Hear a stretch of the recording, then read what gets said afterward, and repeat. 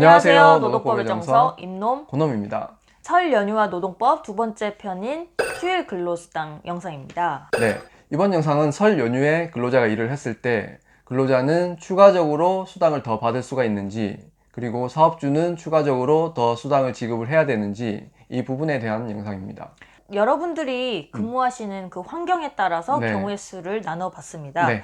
첫 번째는요, 네. 4인 이하 사업장입니다. 네. 영세 사업장이라고도 볼 수 있죠. 영세 사업장인 4인 이하 사업장에서는 휴일에 일을 하더라도 휴일 근로 가산 수당을 지급받을 수가 없습니다. 네, 가산 수당에 관련한 법 조문이 적용이 되지 않죠. 네, 맞습니다. 그렇다 보니까 설 연휴에 일을 하더라도 그냥 시급의 한 배만 지급을 받을 수가 있다, 이렇게 보시면 되겠습니다.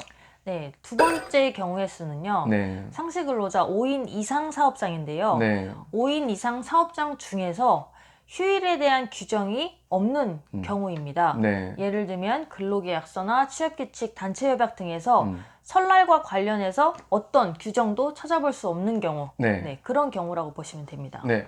이 경우 역시 설 연휴에 일을 하더라도 휴일 근로 가산 수당을 지급받을 수가 없습니다. 네, 앞과 마찬가지로 역시 시급의 한 배만 지급받을 수가 있다, 이렇게 보실 수 있겠습니다. 네, 세 번째로는 5인 이상 사업장인데 네. 앞의 경우의 수와 다르게 휴일 규정이 있는 거예요. 네. 설날과 관련해서. 네, 그때는 어떻게 되는 거죠?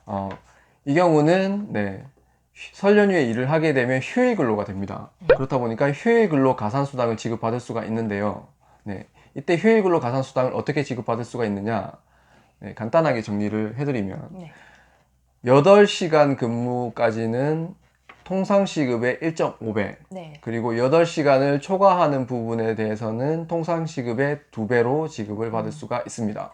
네, 예시를 한번 들어볼까요? 네. 편의를 위해서 시급을 10,000원이라고 생각을 하고 네. 설날에 하루 근무를 했습니다. 설날 연휴 중에 총 9시간 근무를 했는데요. 네. 이 근로자는 휴일 근로수당을 얼마를 받아야 될까요? 네, 앞서 말씀드렸다시피 8시간까지는 시급의 1.5배니까 네.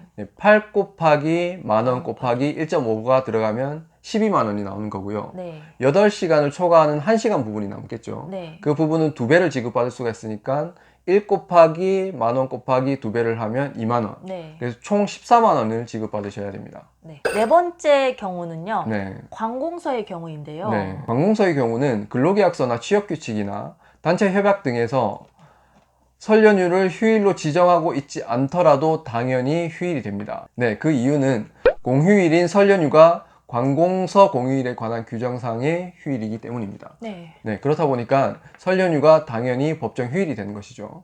그래서 똑같이 관공서에서 일하시는 분들은 설 연휴에 일을 하시게 되면 휴일 근로 가산 수당을 지급받으셔야 되는 거고, 네. 네, 앞에서 말씀드린 사례와 똑같이 8시간까지는 통상시급이 1.5배, 네, 8시간 초과 부분에 대해서는 통상시급의 2배로 지급을 받을 수가 있습니다. 네, 그럼 예시를 따로 안 들어드려도 되겠네요. 네. 오늘도 유익한 영상이 되셨기를 바랍니다. 네. 감사합니다.